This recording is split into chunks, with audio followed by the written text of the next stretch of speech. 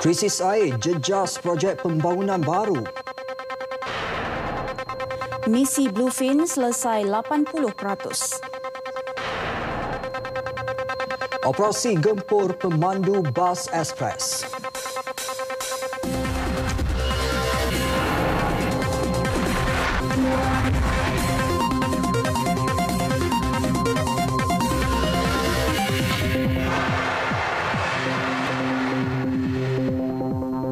Assalamualaikum dan salam satu Malaysia, Berita Nasional. Malam ini bersama saya Norma Zalina Muhammad Nur. Dan saya Ivan Tu. Krisis bekalan air telah menjejaskan lebih 800 projek pembangunan baru kerana ia terpaksa ditangguh berikutan paras air di empangan Sungai Selangor yang membekalkan 60% keperluan air di Lembah Kelang masih berada pada tahap kritikal ketika ini. Bekalan air hanya diberikan kepada syarikat pembinaan yang telah memohon kebenaran merancang sejak 3 tahun lalu. Menurut Pengarah Eksekutif Syabas, Yusof Badawi, bekalan air tidak mencukupi bagi tahun 2014 dan seterusnya sehingga mendapat sumber air dari kawasan baru. Berikutan itu, Syabas tidak dapat menyalurkan bekalan air kepada mana-mana projek pembangunan baru tanpa kelulusan dari Suruhanjaya Perkhidmatan Air Negara SPAN. Jadi kita tak dapat menyokong kebenaran merancang untuk pembangunan baru. Kerana kalau diorang buat, katakanlah buat projek perumahan beribu-ribu unit ataupun dua atau kilang dan sebagainya, apabila tiba masa besok dia dah siap, dia nak air, kita tak dapat beri, dah lain jadinya kan. Jelas beliau lagi, penangguhan itu termasuk projek membesarkan premis perindustrian. Walau bagaimanapun, bagi projek pembinaan sekolah dan hospital, bekalan air akan diluluskan. Dalam perkembangan lain, Syabas turut menjalankan program mitigasi bagi mengurangkan kesan daripada penggunaan loji Langat 2. Antaranya, program penggantian paip bocor yang dijalankan Kerajaan Persekutuan pada 2011 sepanjang 210 km dan dijangka siap sepenuhnya pada 2015. Manakala bagi projek Non-Revenue Water NRW yang boleh menjimatkan 100 juta liter sehari juga masih dalam pelaksanaan dan dijangka siap pada Februari 2015. Jika tadi pemain industri gergasi ini pula kesan yang dihadapi peniaga-peniaga kecil. Bagi peniaga dan pengusaha kedai makanan terutamanya, catuan ini turut menjejaskan mata pencarian mereka yang bergantung penuh kepada keperluan air untuk menjalankan perniagaan. Angkat air dan dua arah duanya. Ya, jadi tak tahulah macam mana kita nak cakap lagi kan. Bekalan dah tak ada. Kadang saya pun kadang-kadang 2 hari niaga, kadang tak niaga sehari. Jadi memang ada masalah lah dalam percaturan air ni. Memang amat susah lah sekarang kan kami berniaga kan, dengan air permulaan yang kotor kan, catuan 2 hari sekali, 2 hari ada, 2 hari tak ada kan. Memang amat susah kami berniaga. Saya terpaksa menyimpan air sebanyak 75 tong lah untuk menampung keperluan seharian berniaga kan. Sebab ketiadaan air, jadi kami maklumlah nak cuci, nak membasuh bekas-bekas makanan semua kan. Jadi saya berharaplah catuan ini tidak akan ada seperti mana yang kami lalui sekarang ni. Dan belum pun reda dengan masalah catuan air di Selangor, kini timbul pula isu berkaitan penjualan air kepada industri-industri dan peniaga dengan kadar yang lebih tinggi membabitkan kontraktor Syabas daripada pihak ketiga. Pendedahan MCA Pandamaran Jaya dibuat selepas pihak Syabas memaklumkan mengenai perkara tersebut. Pengerusi cawangan MCA Pandamaran Jaya Tan Boon Kun berkata sekiranya air tidak mencukupi, bagaimana isu penjualan air kepada industri-industri serta peniaga dengan harga yang lebih tinggi berlaku di Selangor. Beliau mempersoalkan dan hairan perkara ini boleh terjadi serta pihak yang terlibat tidak berurusan dengan pihak Syabas mengenai pembelian air. Senang saja, bila boleh berhentikan program catuan air? Pasal sekarang hari-hari hujan. Hari-hari hujan sampai banjir. You boleh tengok Sedang, mana Seri Kembangan, PJ, semua pun banjir. Beliau mahu kerajaan negeri menyelesaikan masalah catuan air secepat mungkin. Beliau menyatakan pihak Syabas hanya mengikut arahan yang dikeluarkan kerajaan negeri mengenai catuan air dan sekiranya masalah ini berterusan akan membebankan banyak pihak untuk tempoh masa yang lama. Dewan Negara hari ini dimaklumkan penggunaan sumber air bawah tanah sebagai alternatif untuk mengatasi kekurangan bekalan air dan kebergantungan kepada sumber air di permukaan sedang dikaji. Jelas Timbalan Menteri Sumber Asli dan Alam Sekitar Datuk Seri Dr. James Dawus Mamit, kajian yang dilakukan itu bagi merangka pelan induk secara komprehensif di bawah rancangan Malaysia ke-11. Kajian itu perlu kerana bukan semua air di bawah tanah merupakan bekalan bersih kerana ada antara lokasi yang mengandungi arsenik iaitu sejenis bahan logam beracun. Justru dua faktor diambil kira bagi pengesanan lokasi bekalan air bawah tanah. Kandungan arsenik ini datang daripada batu arsenopyrite.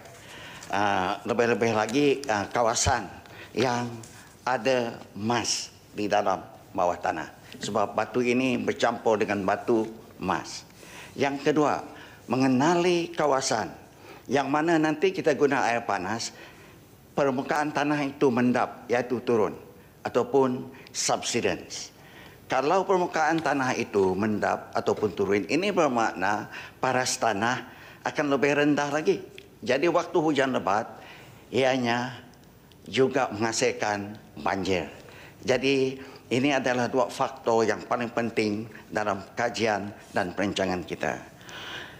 Beliau menjawab soalan Senator Nurliza Abdul Rahim yang ingin tahu kaedah alternatif mengatasi kekurangan bekalan air semasa musim kemarau. Majlis Sumber Air Negara turut berperanan mengenal pasti sumber air yang sesuai untuk dirawat sebelum disalurkan kepada pengguna. Ini kerana jika sumber air sungai sudah tercemar, maka ia memerlukan kos yang tinggi untuk merawatnya. Pelan catuan air peringkat pertama dimulakan pada 27 Februari 2014 di kawasan Langat, Kuala Langat dan Sepang. Ekoran penutupan loji rawatan air di Batu 11 dan loji rawatan air Bukit Ampoi kerana pencemaran amonia di dalam Sungai Langat. Awal Mac 2014, berikutan cuaca kering yang melanda negara, paras air empangan di seluruh negara menghampiri tahap kritikal. 2 Mac sehingga 31 Mac 2014, pelancaruan air peringkat kedua dimulakan. 3 Mac 2014, Majlis Keselamatan Negara MKN dan Jabatan Meteorologi dengan kerjasama TUDM mula menjalankan proses pembenihan awan. 10 Mac 2014, pelancaruan peringkat ketiga melibatkan kawasan wilayah Gombak, Petaling, Kuala Lumpur, Kelang, Shah Alam dan Kuala Selangor. Namun ditangguhkan pada 8 Mac 2014 bagi memberi tumpuan misi mengesan pesawat MAS MH370. 4 April sehingga 30 April 2014, pelancaruan peringkat keempat melibatkan beberapa kawasan baru di Selangor dan Kuala Lumpur. Pada masa yang sama, pelancaruan bekalan air peringkat pertama dan ketiga dilanjutkan mulai 1 April 2014 sehingga satu tarikh yang sama seiring pelancaruan bekalan air peringkat keempat.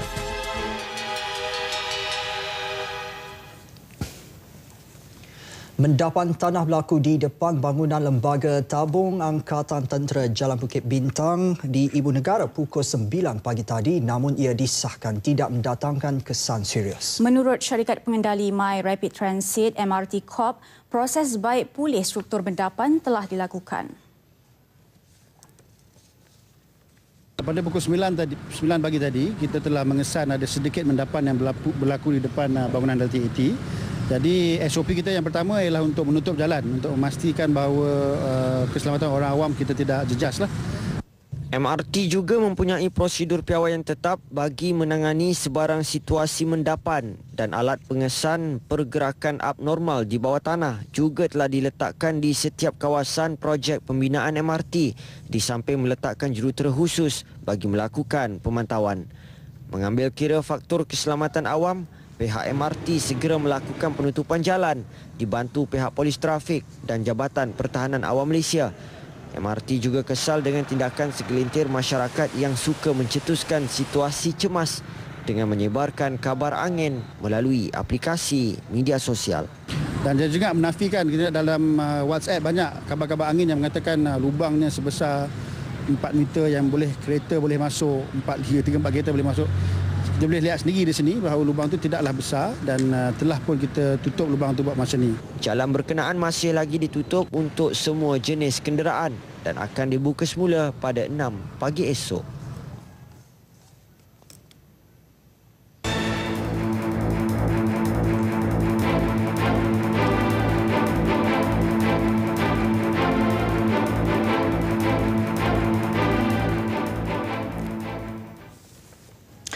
Polis Australia Barat mengesahkan menerima laporan sejenis objek ditemui di pesisir pantai kira-kira 10 km timur dari Bandar Augusta kira-kira pukul 5 petang tadi. Objek berkenaan telah pun diambil dan gambarnya kini diperiksa dan diteliti oleh Biro Keselamatan Pengangkutan Australia ATSB untuk melihat sama ada analisis secara fizikal diperlukan terhadap bahan tersebut.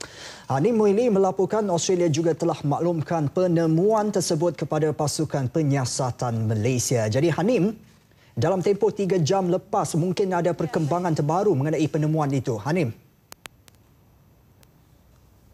Ivan, Lina, ini merupakan perkabaran terbaru setakat ini kerana baru saja 3 jam yang lepas pihak media menerima email daripada Pusat Koordinasi Agensi Bersama JACC untuk memaklumkan bahawa pihak Polis Australia Barat telah pun menemui sebuah objek ataupun bahan yang disebut dalam email tersebut yang didapati kira-kira di Bandaraya Augusta iaitu 322 km selatan dari barat dari Bandaraya Perth ketika ini dan pihak penyiasatan Malaysia sudah dimaklumkan mengenai perkara itu. Bagaimanapun pihak Polis Australia Barat yang mengesahkan penemuan objek di Bandar Augusta itu tidak dapat memberikan maklumat selanjutnya sehingga pihak ATSB selesai menganalisis objek dan juga gambar-gambar berkenaan dan pihak Biro Keselamatan Pengangkutan Australia iaitu ATSB sedang meneliti objek yang dikesan itu untuk melihat sama ada ia adalah ada kena-mengena kaitan dengan serpihan pesawat MH370 ataupun sebaliknya.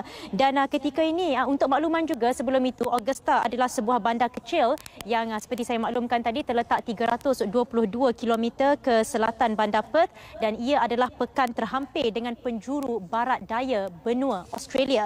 Dan ketika ini juga kami dimaklumkan bahawa objek tersebut bersama-sama dengan pihak polis Busselton iaitu sebuah lagi bandar yang terletak kira-kira 222 km ke barat daya Perth dan mereka masih lagi menunggu pengesahan daripada pihak ATSB yang ketika ini meneliti objek tersebut sebelum pengumuman lanjut ataupun maklumat lanjut mengenainya dimaklumkan kepada pihak JACC dan kemudian disalurkan maklumatnya kepada pihak media di sini. Dan untuk pengetahuan juga selain daripada itu hari ini pada kira-kira tengah hari tadi kami dimaklumkan bahawa operasi pengesanan secara visual bagi pencarian MH370 terpaksa ditangguhkan sekali lagi ekoran keadaan cuaca yang buruk, ribut petir melanda di kawasan zon pencarian dan sebenarnya pada awal pagi tadi 3 pesawat tentera, 3 daripada 10 secara keseluruhannya yang sepatut meneruskan operasi hari ini telah pun berlepas dari pangkalan tentera udara Diraja Australia RAAF Pearce di Bullsbrook. Bagaimanapun terpaksa dipanggil semula selepas 4 jam penerbangan dan hampir tiba di kawasan zon pencarian tetapi dipanggil semula untuk kembali ke pangkalan ekoran cuaca yang buruk pada sebelah tengah hari tadi dan 7 pesawat tentera yang lain tidak dapat meneruskan pencarian menerusi udara iaitu pencarian visual untuk hari ini. Bagaimanapun 12 kapal masih lagi meneruskan pencarian seperti biasa dan kenderaan dasar laut bebas AUV Bluefin 21 masih lagi digunakan ketika ini.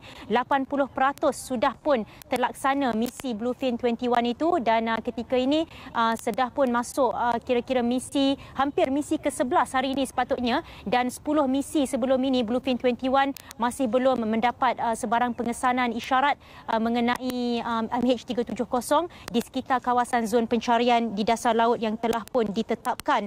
Dan kami juga dimaklumkan bahawa kemungkinan sebuah lagi kenderaan iaitu kenderaan operasi kawalan jauh ROV digunakan sekiranya Bluefin 21 tidak dapat menemui sebarang objek dalam masa terdekat ini ataupun tidak dapat mengesan sebarang isyarat akustik di di bawah kedalaman 4,500 meter di dasar laut, tetapi masalah sedikit akan timbul sekiranya menggunakan ROV sebelum Bluefin 21 menemui sebarang ataupun mengesan sebarang objek, kerana ROV sepatutnya hanya digunakan untuk mengutip sebarang serpihan yang telah pun dikenal pasti oleh AUV, tetapi sehingga kini Bluefin 21 masih lagi belum menemui sebarang serpihan pesawat MH370, dan ini pula menurut Paul Colley, beliau merupakan ketua pegawai eksekutif bahagian ROV Sapura Kencana, yang memaklumkan bahawa mungkin penggunaan ROV ini perlu diteliti semula oleh pihak berkuasa kerana pasukan mencari kini berdepan situasi sangat kompleks.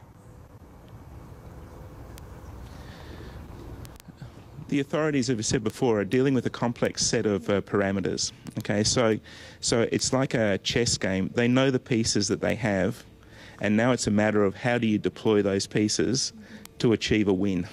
Okay, and so I have no doubt that the authorities will approach Sapura Kencana and TMT when they believe that what we have is something that can offer a new dimension to the search. So they know the assets that we have; they're aware of them. And we stand ready to supply. You know, because it flies like an underwater helicopter, that these things look very big as they're sitting here on land.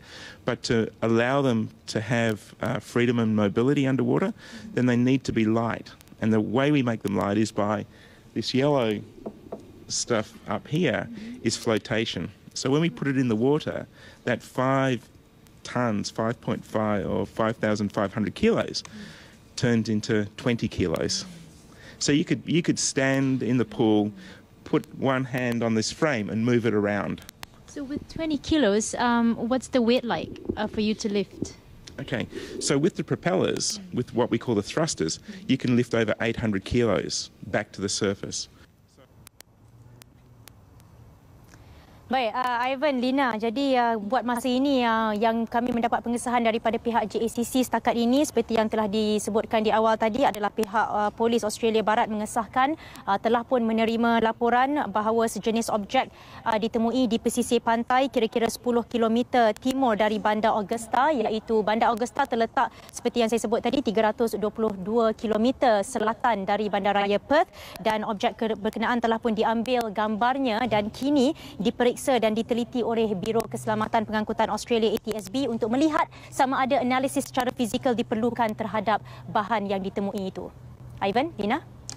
Ya, terima kasih Hanin. Jadi kita akan tunggukan pengesahan tentang objek terbaru itu. Ya, betul. Terima kasih Hanin.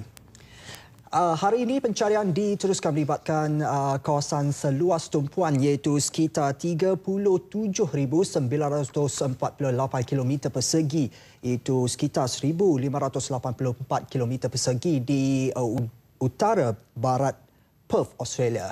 Namun keadaan cuaca semasa menjejaskan tumpuan carian dari udara. Sehingga hari ini, kenderaan dalam air AUV Bluefin 21 sudah menyelesaikan pencarian di kira-kira 80% kawasan dalam air yang difokuskan bagi mengesan MH370. Melalui kenyataan media JACC, 10 pesawat tentera berlepas ke lokasi dan 12 kapal membantu dalam misi pencarian visual yang ditetapkan pihak berkuasa maritim Australia AMSA. Bluefin 21 AUV juga melakukan operasinya yang ke-10 di kawasan pencarian bawah air. Sehingga misi ke-9 Bluefin 21, analisis data menunjukkan tiada sebarang petunjuk yang boleh dikaitkan dengan pesawat MH370.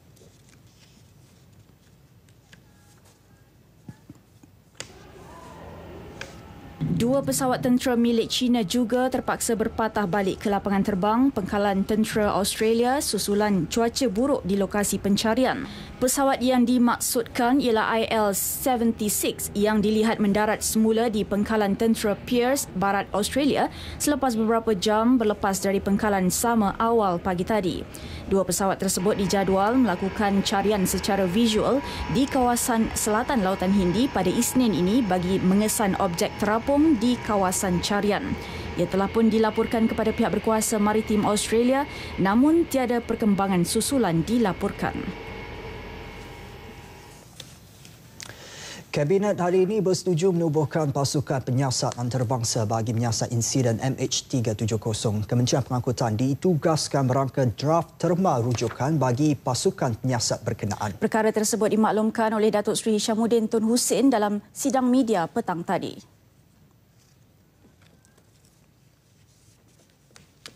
On the International Investigation Team, the Cabinet has deliberated and approved this morning the appointment of an international investigation team to investigate the MH370 incident. The Ministry of Transport has been tasked to draft the terms of reference for the investigation team, and as I announced previously, the subcommittee led by Aziz Kaprawi, the Deputy Minister of Transport, has been assigned the task to coordinate the formation of the international investigation team. On that note, Malaysia, as the contracting state and a council member of the International Civil Aviation Organization, ICAO, will observe and comply with the standards and recommended practices of ICAO, set mainly to look into the safety of international civil aviation. As mentioned previously. Kerajaan juga katanya sedang dalam perbincangan dengan Petronas dan entiti lain bagi meluaskan kawasan pencarian di selatan Lautan Hindi. Beliau juga meminta semua pihak jangan mendengar spekulasi kononnya operasi pencarian bakal dihentikan. Sebaliknya, beliau berkata ia akan diperhebatkan. Dan ini pula penjelasan mengenai insiden pesawat MAS MH192 ke Bangalore yang membuat pendaratan cemas di KLIA Isnin lalu. Datuk Seri Hishamuddin berkata ia masih dalam siasatan. In the preliminary investigation findings, it has been identified that the number 3 main wheel has burst during takeoff. The aircraft is currently grounded at the MAS engineering facility in KLIA for further inspection and also for repair work. Further investigation by the relevant authorities are still ongoing. Sehingga Mac tahun ini, 206 projek perumahan telah diisytihar terbengkalai. Daripada jumlah tersebut, 151 projek atau 73.3% berjaya disiapkan. Malah tegas Timbalan Menteri Kesejahteraan Bandar, Perumahan dan Kerajaan Tempatan, Datuk Halimah Muhammad Sadiq, perbezaan politik antara Kerajaan Persekutuan dan Negeri bukanlah satu halangan untuk membantu memulihkan mana-mana projek yang terbengkalai itu. Menurutnya, di Pulau Pinang sahaja terdapat 14 projek terbengkalai. Daripada jumlah tersebut, 12 projek telah berjaya disiapkan dan telah dihuni 4,503 penduduk, manakala 2 projek lagi sedang dipulihkan. Beliau menjawab soalan Senator Dr. Arifin S.M. Omar yang ingin tahu tindakan yang diambil untuk memulih projek terbengkalai di negeri berkenaan. Terbengkalainya sesuatu projek, dia tidak ada kaitan dengan politik, Yang Berhormat. Ya? Sama sekali tidak ada kaitan dengan politik. Jadi saya harap Yang Berhormat ambil maklum tentang perkara ini. Kerana sebaliknya ia adalah berpunca daripada pengurusan syarikat yang berkenaan. Syarikat yang tidak pengurusan syarikat yang tidak memuaskan, dan selain daripada itu ialah keadaan ekonomi semasa pasaran harta tanah. Dan saya harap Yang Berhormat tidak akan menyebut kembali isu pembinaan perumahan rumah untuk rakyat yang memerlukan ini sebagai isu yang sengaja mahu dipolitikkan oleh Kerajaan Barisan Nasional, terutamanya Kementerian Kesejahteraan Bandar, Perumahan dan Kerajaan Tempatan. Kementerian turut mengambil tindakan menyenarai hitam semua pemaju yang menyebabkan projek terbengkalai, termasuklah ahli lembaga syarikat terbabit. Kementerian juga telah membuat pindaan bagi Akta 118 yang dijadual akan berkuat kuasa secara bersekali dengan Akta Pengurusan Strata 2013 iaitu Akta 757 bersama Akta Hak Milik Strata Pindaan 2013 iaitu Akta 318. Dalam pada itu, lagi 13,662 unit kediaman rumah mampu milik sedang di peringkat pertimbangan dan kelulusan Dewan Bandaraya Kuala Lumpur.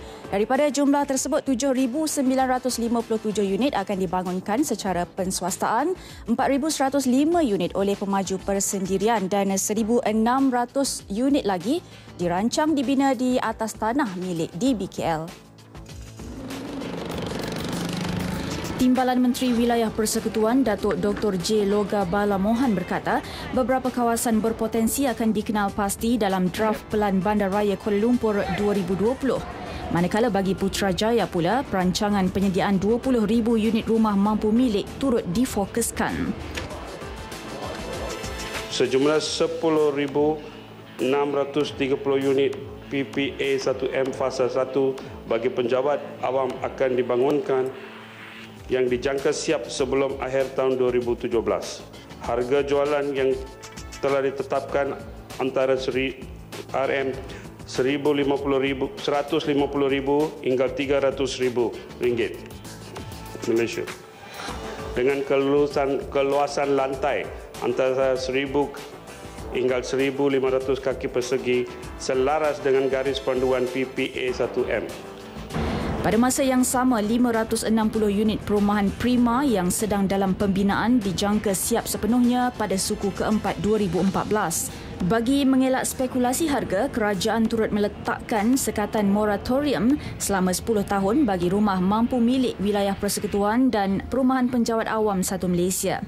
Dalam tempoh tersebut, sebarang penjualan tidak dibenarkan kecuali dengan kebenaran pihak berkuasa negeri wilayah persekutuan. Isu perumahan tidak hanya terhenti di sesi soal-jawab sahaja. Di sesi perbahasan ucapan menjunjung kasih titah diraja, Senator Nurliza Abdul Rahim mendakwa ketiadaan projek perumahan kos rendah di Pulau Pinang sejak pimpinan DAP berkait rapat dengan strategi halus untuk mengusir golongan berpendapatan sederhana dan rendah dari negeri itu. Beliau khawatir penghijrahan berterusan terus berlaku di negeri berkenaan. Jadi saya rasa ini adalah satu strategi secara terancang mungkin yang dirancang oleh Kerajaan Pakatan Rakyat. Yang Amat Berhormat menjanjikan 20,000 rumah prima di Pulau Pinang. Baru setahun janji tapi dah bina dah berapa ribu dah, tanah dah ambil alih, dah buat perancangan.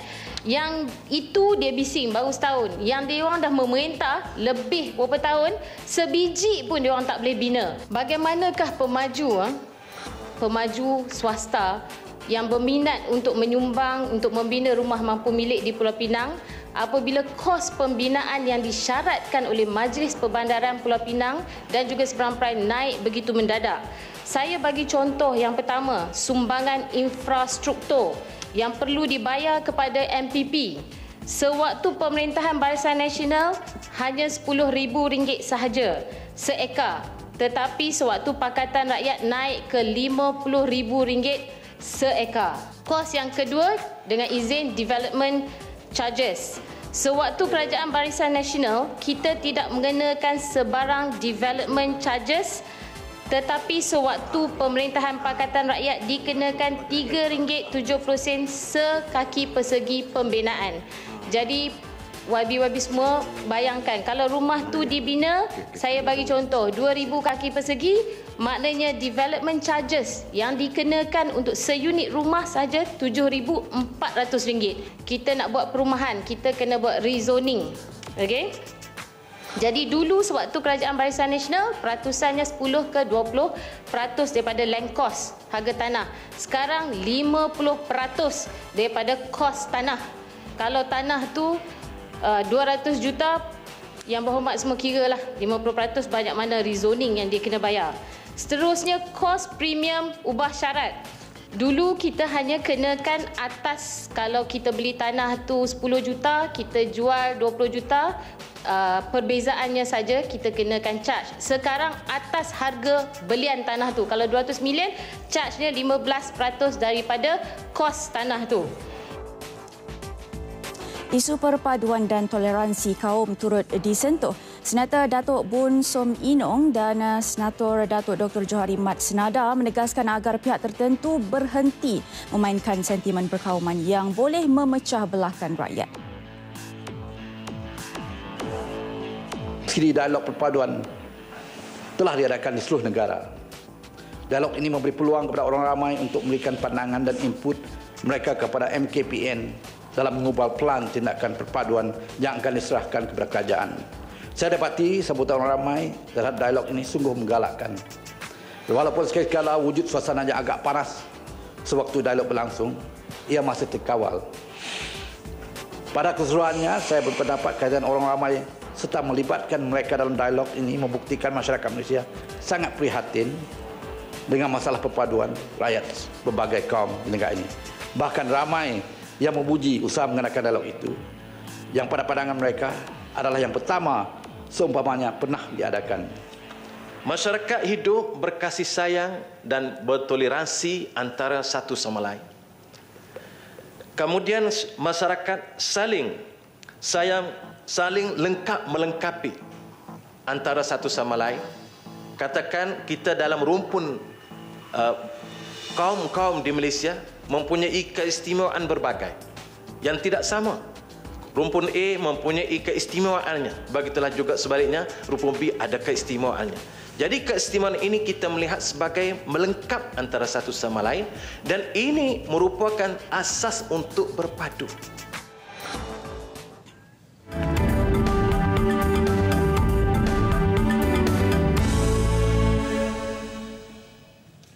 Jurang pasaran di pelbagai peringkat proses inovasi di kalangan perusahaan kecil sederhana PKS bakal dapat diminimumkan dengan wujudnya platform Ventures Sendirian Berhad dilancarkan oleh Perdana Menteri Datuk Seri Najib Tun Razak yang merupakan kerjasama antara Agensi Inovasi Malaysia AIM dan SME Corporation Malaysia SME Corp, sebuah agensi di bawah Kementerian Perdagangan Antarabangsa dan Industri.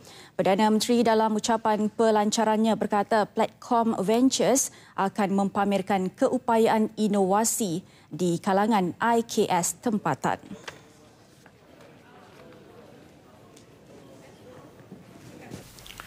The platform program is designed to link all existing innovation initiatives under one platform and to ensure that it is seamless for SMEs to move from one stage to another in the entire innovation process and to link with early stage financing. The model addresses the innovation gaps through a holistic and market-driven approach in supporting innovation and industrial competitiveness. It is designed to remove market and financing barriers to innovation. Menurut Datuk Seri Najib, ia merupakan model unik ciptaan AIM, SME Corp dan Bank Dunia yang menggabungkan amalan terbaik daripada contoh yang berjaya seperti ISIS Innovation of University of Oxford di United Kingdom. Pemilik harta intelek IP dari kalangan ahli akademik dan industri serta usahawan, khususnya IKS, akan mendapat manfaat daripada kemudahan yang disediakan oleh platform. Ia dalam kemudahan proses dari permulaan konsep sebagai pengkomersialan dan juga peringkat pembiayaan. Datuk Seri Najib menjelaskan inisiatif berdasarkan perkongsian awam swasta ini adalah gabungan dua inisiatif negara iaitu Peluang Perniagaan Inovasi IBO di bawah AIM dan program berimpak tinggi 2 Platform Teknologi Pengkomersialan TCP Pelan Indo SME 2012 hingga 2020 di bawah SME Corp. Pusat Inovasi dan Kreatif Global Malaysia, MAGIC, memperkenalkan BOD Challenge, pertandingan realiti keusahawanan atas talian pertama di Malaysia. Ia antara 9 program yang dibangunkan MAGIC bagi melahirkan usahawan baru dalam tempoh yang singkat, antara 2 hingga 3 minggu. BOD Challenge melatih 13 peserta mengenai strategi perniagaan termasuk membangunkan produk, mendapatkan pelaburan dan pemasaran.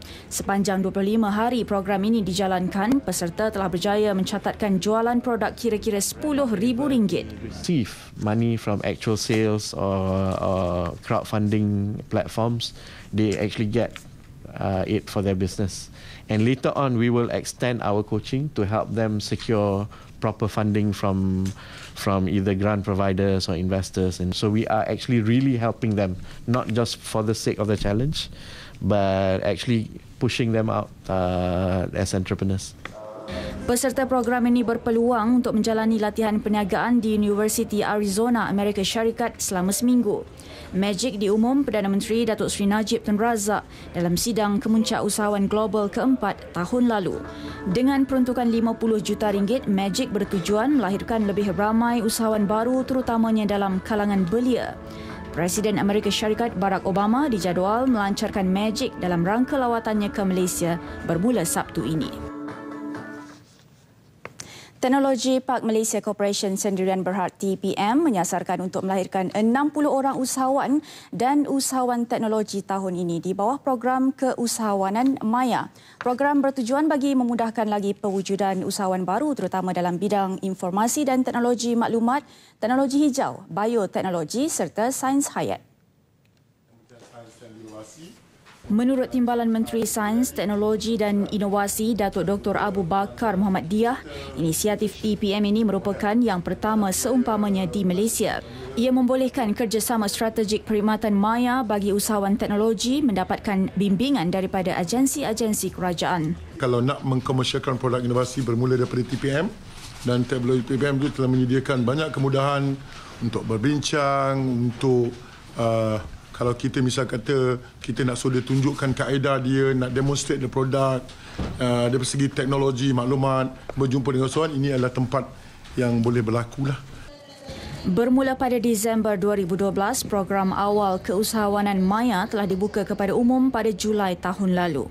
Program ini akan menonjolkan lagi imej TPM sebagai penyedia teknologi dan penyokong inovasi ke arah meningkatkan kekayaan negara melalui sains, teknologi dan inovasi. Geran bernilai RM294,000 dianugerahkan kepada 6 organisasi bagi membiayai 8 projek pembangunan lestari jangka panjang tahun ini. Geran di bawah program pembangunan Mampan Shell itu bertujuan mengekalkan biodiversiti dan sumber asli serta membantu membangunkan kehidupan komuniti. The way these grants help to encourage more sustainable behavior is through just showing other people how these ideas work. It's a source of inspiration. So yes, they directly benefit the communities in which they're applied, but the wider impact is that others will see how this is done and actually apply it to challenges that they face in their own communities. Tahun ini Shell menerima 98 permohonan bagi program berkenaan. Sejak dilancarkan 6 tahun lalu, Shell telah menganugerahkan geran berjumlah hampir RM3 juta bagi projek tersebut. Beliau ditemui selepas majlis penyampaian anugerah geran pembangunan lestari Shell Malaysia di Ibu Negara. Anugerah disampaikan Menteri Sumber Asli dan Alam Sekitar, Datuk Seri G. Palanivil. Surat arahan telah dikeluarkan kepada semua pengarah agensi NT Dadah Kebangsaan ADK Negeri bagi membantu agensi penguatkuasa lain menjalankan ujian urin ke atas pemandu bas ekspres di semua terminal bas utama di seluruh negara. AADK juga akan menugaskan 3 hingga 5 orang pegawainya bagi tujuan tersebut. Perkara tersebut dimaklumkan oleh Ketua Pengarah AADK Suhaimi Abdullah melalui satu kenyataan yang difakskan ke bilik berita TVRTM. Untuk itu, katanya semua pengarah AADK negeri diminta memberi kerjasama kepada Jabatan Pengangkutan Jalan JPJ, Suruhanjaya Pengangkutan Awam Darat SPAD dan Jabatan Keselamatan Jalan Raya JKJR dalam melaksanakan ujian urin tersebut sebelum pemandu memulakan perjalanan. Semalam, Timbalan Menteri Pengangkutan Dato' Abdul Aziz Kaprawi mengumumkan semua pemandu bas ekspres akan menjalani ujian air kencing di semua terminal bas pada setiap hari. Ia bagi mengekang kemalangan jalan raya membabitkan bas yang dilihat semakin serius pada ketika ini, sekaligus menjamin keselamatan penumpang. Di bawah peruntukan Seksyen 3-1 Akta Penagih Dadah Rawatan dan Pemulihan 1983, sekiranya didapati positif saringan awal, pemandu akan diambil tindakan di bawah Seksyen 6 Akta yang sama. Lesen memandu akan ditahan serta-merta sekiranya pemandu tersebut gagal dalam ujian air kencing itu. Dan berikutan meningkatnya kemalangan kebelakangan ini kerana kesilapan pemandunya, JPJ memulakan operasi besar-besaran memeriksa pemandu bas ekspres awal pagi tadi. Operasi berskala besar itu bukan sahaja akan dibuat di Plaza Tol, malah dibuat di sepanjang laluan bas berkenaan dan kawasan rehat dan rawat R&R. Operasi di Plaza Tol Sungai Besi ini disertai Timbalan Ketua Pengarah Operasi JPJ, Datuk Yusof Ayub, yang menyaksikan 125 buah bas ekspres diperiksa. Menurut beliau, selama ini tumpuan diberikan kepada aspek teknikal iaitu keadaan bas termasuk penyelenggaraannya. Bagaimanapun dengan peningkatan kes kemalangan berpunca daripada pemandu bas, tumpuan kini dialihkan kepada keadaan pemandu. Bermula, anggota kita akan menyama sebagai orang awam dan akan menaiki bas tertentu yang kita pilih secara rambang, dan sepanjang perjalanan itu kita akan mengenal pasti kesalahan-kesalahan yang dilakukan oleh pemandu bas, dan sebaik saja tiba di lokasi ataupun destinasi yang dituju, tindakan saman akan dikeluarkan kepada pemandu-pemandu yang melakukan kesalahan. Sementara itu, rata-rata pemandu bas ekspres yang kami temui menyambut baik langkah Kementerian Pengangkutan melaksanakan ujian air kencing kepada kesemua pemandu bas sebelum mereka memulakan perjalanan. Bagaimanapun, ada antara mereka memaklumkan tidak diberi penerangan oleh syarikat masing-masing mengenai pelaksanaannya. Pandangan saya tu wajarlah, kan? Bagi orang yang ada buat salah, ya tidak sesuai untuk mandu, ya tak perlu mandu. Saya setuju dengan sokongan apa yang kerajaan buat. Jadi mana yang ada sangkut tu tahanlah, pasal ini membawa penumpang. Kalau kerajaan nak buat setiap hari boleh, tapi mana yang pemandu bas tu normal tak ada apa, tak payahlah cek lagi kan. Jadi cek yang mana ada bersangkutan ni lah. Berkesan dia tu memang ada berkesan dia lah. Sebab dia terkencing macam yang orang jalan jauh lagi baik. Yang terbaik lah saya ingat. Kalau kira buat hari-hari lah. Ada hari lagi okey, terbaik. Pasal kita boleh tahu pemandu tu dalam keadaan hayal ke ataupun normal. Kan? Kira saya setuju sangat, sokong lah. Kalau betul dia dalam keadaan yang menghayalkan, kira baguslah tahan. Pasal kita kerja ni melibatkan nyawa. Saya rasa kalau untuk cek air kencing ni, kalau hari-hari tu rasanya mungkin kos tinggi kan. Tapi terpulanglah kan. Kalau kita tak ada melakukan benda-benda yang ni, tak ada masalah rasanya kan. Dia nak buat-buatlah kan. Pasal itu untuk kebaikan juga.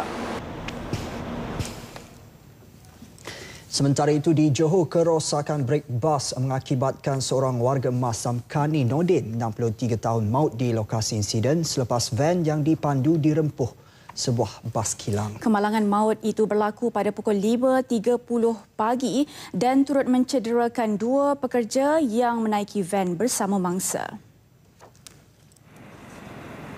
Ketua Polis Daerah Johor Bahru Utara ACP Ruslan Hassan mengesahkan mengenai insiden Hamimah Hanafi 45 tahun dan Baniah 40 tahun cedera parah akibat kemalangan. Pemandu bas A. Rajendran 32 tahun dilaporkan parah. Siasatan awal mendapati bas kilang yang dipandu Rajendran dipercayai terbabas keluar dari simpang sebelah kanan dan melanggar bahagian kanan van tersebut. Punca kejadian daripada kerosakan brek. Mayat mangsa dibawa ke Hospital Sultan Ismail HSI Johor Bahru untuk bedah siasat, manakala mangsa yang cedera dirawat di hospital sama. Kes disiasat mengikut Seksyen 41(1) Akta Pengangkutan Jalan 1987. 23 individu yang ditahan kerana disyaki mengambil pelbagai jenis dadah dalam satu pesta hari jadi di sebuah banglo inap desa di Jalan Masjid Negeri Josau Ahad lalu dihadapkan ke mahkamah hari ini. Kesemua mereka berusia antara 18 dan 35 tahun telah didakwa secara berasingan di 3 Mahkamah Magistrate Georgetown mengikut Seksyen 15(1)(a) Akta Dadah Berbahaya 1952. Di Mahkamah Magistrate 1, 8 lelaki mengaku tidak bersalah memasukkan dadah jenis metafetamin dan amfetamin dalam badan antara 9 pagi dan 11 pagi 20 April lalu. Terdahulu, Magistrate L. Umar Devi membenarkan setiap tertuduh diikat jamin RM2,000 dengan seorang penjamin dan menetapkan 26 Jun untuk sebutan semula kes. Pendakwaan dikendalikan Timbalan Pendakwa Raya Nur Azura Zulkifli. Sementara itu di Mahkamah Magistrate 2, 4 lelaki dan 3 wanita pula turut mengaku tidak bersalah memasukkan dadah jenis metafetamin, amfetamin dan ketamin ketika dihadapkan di Mahkamah Magistrate itu. Magistrate Sri Prachanantini Balabeda membenarkan setiap tertuduh diikat jamin RM1,500 dengan seorang penjamin dan menetapkan 19 Jun untuk sebutan semula kes. Pendakwaan dikendalikan Timbalan Pendakwa Raya Nur Farhana Hashim. Di Mahkamah Magistrate 3, 2 lelaki mengaku tidak bersalah manakala 5 wanita dan seorang lelaki mengaku bersalah memasukkan dadah jenis metafetamin, amfetamin dan ketamin. Magistrate Dewan Nigrat Nur Azhar membenarkan setiap tertuduh diikat jamin RM2,000 dengan seorang penjamin dan menetapkan 24 Jun untuk sebutan semula kes. Pendakwaan dikendalikan Timbalan Pendakwa Raya Emma Syafawati Abdul Wahab. Pusat Permata Kurnia Kebangsaan akan bekerjasama rapat dengan semua kementerian berkaitan terutama Kementerian Pembangunan Wanita, Keluarga dan Masyarakat. Jelas Penaung Program Permata Negara Datin Sri Rosmah Mansor, langkah itu bagi menjadikan ia pusat kecemerlangan autisma seperti dihasratkan Perdana Menteri Datuk Seri Najib Tun Razak. Of excellence, we will bring on board other relevant ministries to develop a national plan for autism. As the First Lady, I have opened the door. The wheels have been set in motion. I also would like to tell you that I'm extremely happy. Datin Sri Rosmah berucap menutup Seminar Antarabangsa Autisma Malaysia 2014 di Pusat Konvensyen Antarabangsa Putrajaya PICC. Hadir sama isteri Timbalan Perdana Menteri Puan Sri Noraini Abdul Rahman dan Menteri Pembangunan Wanita, Keluarga dan Masyarakat Datuk Sri Rohani Abdul Karim. Semalam, Datuk Sri Najib mengumumkan penubuhan Pusat Autisma Kebangsaan yang dijadualkan beroperasi mulai Mei tahun depan. Manakala projek Permata Kurnia diisytiharkan sebagai pusat kecemerlangan kebangsaan bagi autisma. Dalam pada itu, Datin Sri Rosmah menyifatkan penganjuran seminar julung kali itu berjaya mencapai objektif utamanya daripada pembentangan wanita pertama Sudan, Sri Lanka, Republik Albania dan Maghribi serta peserta lain menunjukkan lebih banyak langkah boleh dilakukan kerajaan serta masyarakat. Ia bagi mewujudkan kesedaran yang lebih baik serta menyediakan perkhidmatan pakar dalam kesihatan, pendidikan dan sokongan keluarga bagi kanak-kanak autisma. Raja Permaisuri Agong Tuanku Hajah Hamina berkenan menerima kunjungan hormat 4 wanita pertama yang menjadi tetamu kehormat Seminar Antarabangsa Autisma Malaysia 2014. Turut menghadap dan mengiringi mereka, Datin Sri Rosmah Mansor. Pertemuan berlangsung kira-kira 30 minit di Istana Negara. 4 wanita pertama itu ialah Dr. Raisa Atambaeva dari Republik Kyrgyz, Odeta Nishani dari Albania, Shiranti Wickramasinghe Rajapaksa dari Sri Lanka dan Nabila Ben Kirin dari Maghribi. Pada Seminar Antarabangsa Autisma 2014 yang bermula semalam, mereka turut memberi pandangan serta berkongsi pengalaman mengenai autisma di negara masing-masing. Seminar 2 hari itu yang julung kali diadakan di negara ini bertujuan membangkitkan kesedaran masyarakat sekaligus berkongsi pandangan dalam membantu membangunkan program pendidikan dan rawatan yang membolehkan kanak-kanak dan remaja autisma memenuhi potensi mereka sepenuhnya. Perkembangan sukan kita lihat menjelang kejohanan futsal Konfederasi Bola Sepak Asia AFC akhir bulan ini. Pengendali skuad futsal lelaki kebangsaan Maizal Hari Mazuki tidak meletakkan sasaran kepada anak-anak buahnya dalam kejohanan futsal AFC kali ini. Kejohanan futsal Piala AFC akan bermula pada 30 April hingga 10 Mei. Malaysia diundi di dalam kumpulan C bersama naib juara 2012 Thailand, Lubnan serta Taiwan. Mengakui saingan kumpulan tampak sukar, apatah lagi bakal berdepan Thailand dan Lubnan adalah bonus buat Malaysia andai mara ke pusingan kedua. Kita tak punya target apa-apa dalam AFC punya competition. Cuma adalah satu bonus bila kita akan kalau kita dapat melayakkan diri ke suku akhir. Sebagai persiapan, skuad futsal menghadapi beberapa siri perlawanan persahabatan di Bangkok, Thailand untuk mencari keserasian antara pemain senior dan muka-muka baru. Perlawanan pembukaan Malaysia akan berdepan Thailand pada 1 Mei di Stadium Puto jam 4 petang waktu tempatan. Kali terakhir skuad futsal lelaki Malaysia beraksi di pentas Asia adalah pada tahun 2008 di Thailand namun tewas di peringkat kumpulan. Kejohanan kali ini adalah penampilan ke-10 skuad futsal kebangsaan selepas tidak layak pada edisi 2010 dan 2012 yang lepas. Sementara itu, 5 muka lama digugurkan atas faktor kecederaan dan tahap kecergasan yang tidak memuaskan. Senarai akhir, kita ada 20 orang sekarang. Saya terpaksa gugur Syazwan Mansur, goalkeeper, Ahmad Fazwin Cik Hamid, dan kurang lagi Izwan Bakri. Kerana 3 pemain ni tidak 100% fit kerana mengalami kecederaan, dan 2 lagi pemain ialah Faizal Syabuddin dan Amar Ashraf. Pemain-pemain baru yang akan diserap ke dalam skuad kebangsaan hanya akan diputuskan selewat-lewatnya hari ini selepas mesyuarat pemilihan pemain. Baik, saudara, berita nasional 8 malam 23 April berakhir di sini. Teruskan menonton TV1. Dan saudara, marilah kita terus berdoa semoga pesawat MH370 dapat ditemui dengan kadar segera. Dengan itu, akhir kata, Assalamualaikum. Salam satu Malaysia.